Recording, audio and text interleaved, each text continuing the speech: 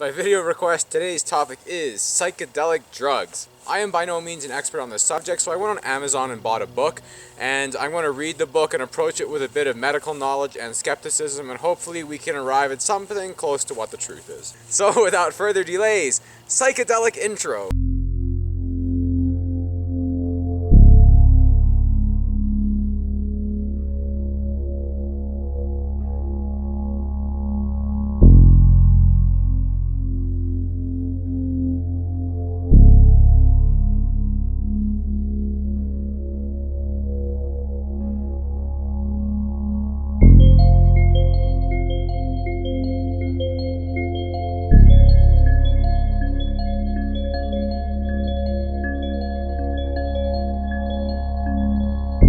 My source for this topic is The Truth About Psychedelics. Now, this isn't the most scholarly book, there's no citations in the book, but it does seem to be relatively unbiased, and it is hard to find any good information on psychedelics as there is a limited amount of research, which actually happens to be the very first point in the book.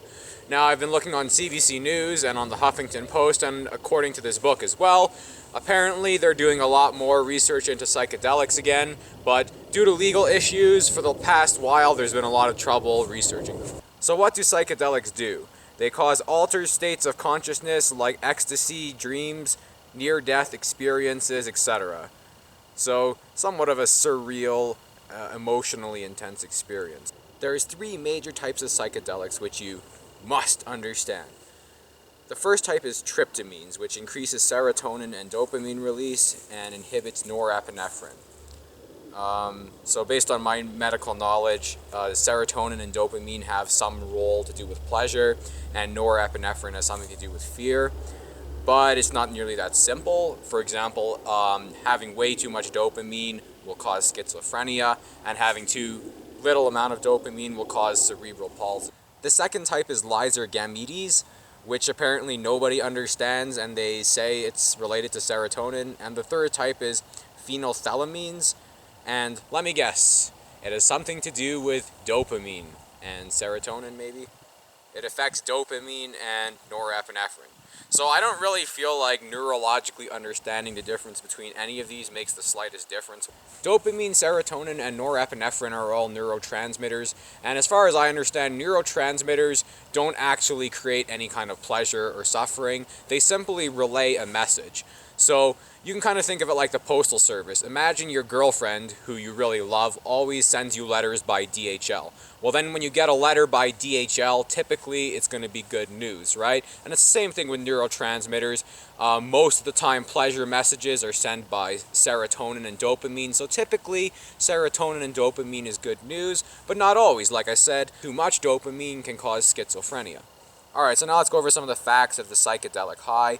Apparently, it'll kick in about 15 to 90 minutes after taking the drugs. Some are faster, some are slower, and it can last up to 12 hours. So that's pretty good compared to other drugs. So according to this, the short-term effects or high include hallucinations, brighter colors, and by brighter I think they mean more vibrant, sharper sounds, more feeling sensitivity, and your perception of time really messes up. The physiological symptoms include a boost in heart rate, which can have a wide range of effects from nervousness, extreme emotions, and uncontrolled movements.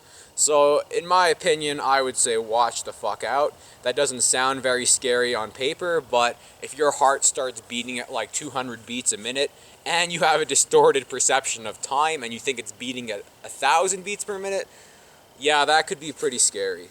This can also create a lot of positive euphorias as well. You can also overdose and die, especially if you're a noob and have the wrong dosage.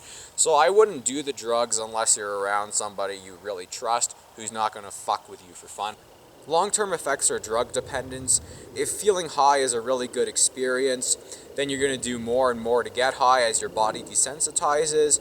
However, you won't usually experience withdrawal symptoms with psychedelics, so they're less addictive than something like alcohol. The other long-term side effect is psychosis, which isn't common, but it's still something to be aware of. These are the main pros. Again, you can experience euphoria. It's less addictive than most other drugs. It could have some psychiatric application. It can unlock creativity, Apparently a lot of good art was done on psychedelics, and I'd like to know how they define creativity, because creativity can be relative. If everybody is drawing, blue and red swirly lines, right, then if you just make something totally mundane like a boring portrait, that would be more creative.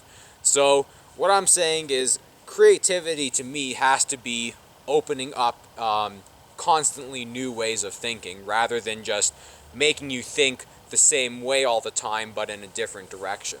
Now for the video request, they wanted me to go over certain specific psychedelics, so I'm going to read what the book has to say about that.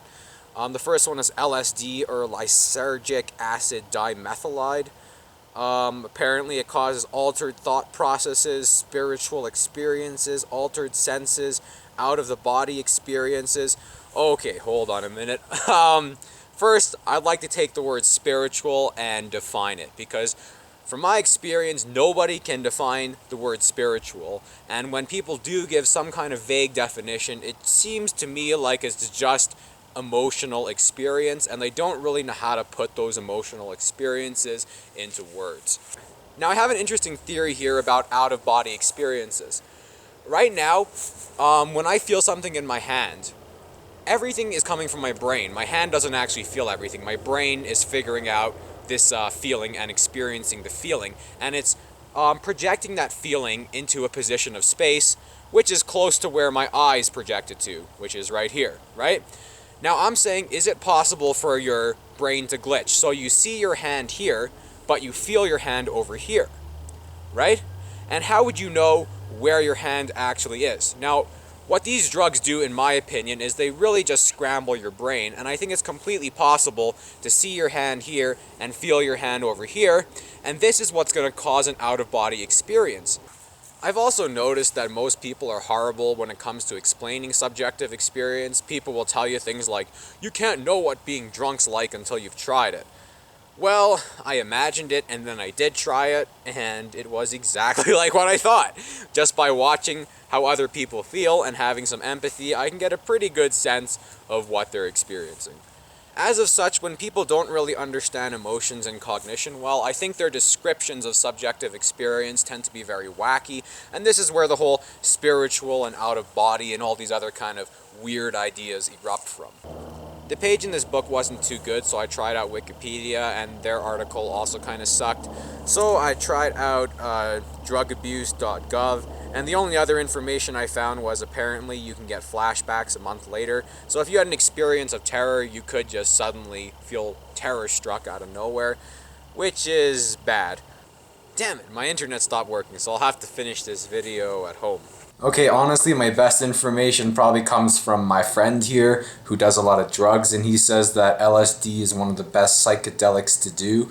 Compared to mushrooms, you're way less likely to have a panic attack, and he says half the time he's on mushrooms, he can't tell whether he likes it or not. Next on the list is DMT, which is dimethyltryptamine, which means a ton to those of us who aren't chemists. This one sounds better. You can ingest it, you can inhale it, or you can inject it. It's also naturally made by the body, so it must be good for you. Your body also produces urine. That must be good for you too. DMT only takes seconds to have effect, and apparently you go into DMT hyperspace travel and see all kinds of weird starry alien things even. A lot of hallucinations, and a 30 to 60 minute high. Next, it talks about entheogens, which cause feelings of transcendence, revelations, inspiration, and enlightenment. Note how it says feelings. There's a difference between feeling enlightened and being enlightened. Psilocybin. Apparently psilocybin makes your heart explode. Not literally, but it can really raise or decrease your heart rate. It can rocket or drop your blood pressure. The toxicity is low, and it can really fuck you up and make you have panic or become very violent. It scrambles your time perception, and it's similar to LSD. Next was mescaline, and that's again similar to LSD. So this is what I think. The book tried to be unbiased, which it did a good job of, and it tried to be informative, which it did a meh job of. I think it would be okay for noobs, but it's hard to find any good information on psychedelics because there isn't that much good research, and out of most of the research there is, it's all a bunch of high-tech psychiatry stuff like, oh, dopamine, oh, serotonin. It doesn't mean very much to the average person. Aside from that, most things seem to be anecdotes. I would say the best way to get good information on psychedelics is to create a giant poll where you take 20,000 users and simply get them to write down what their experience was, categorize their experiences, and then generalize about what the drug has for an effect on the average human. Maybe someone's already done that, I don't know, but from the anecdotal evidence, you can get a reasonable sense of what you're in for. Psychedelics have fairly unpredictable physiological and psychological effects, which can range from being deadly and intensely painful to being an amazing euphoria and potentially learning something valuable. I'm pretty sure the claim that you're going to learn something is not bogus. If all your sensory experience is completely scrambled up, you're pretty much guaranteed to learn something. Perhaps nothing useful, but most emotional experience has something useful to offer. I would say that overall people who have done drugs tend to be more open-minded, but again, that could be the exact opposite correlation and causation. It could simply be that someone who's more open-minded is more likely to try drugs.